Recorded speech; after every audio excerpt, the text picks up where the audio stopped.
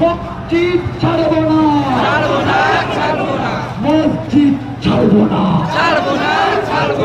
মাদ্রাসা ছাড়বো না,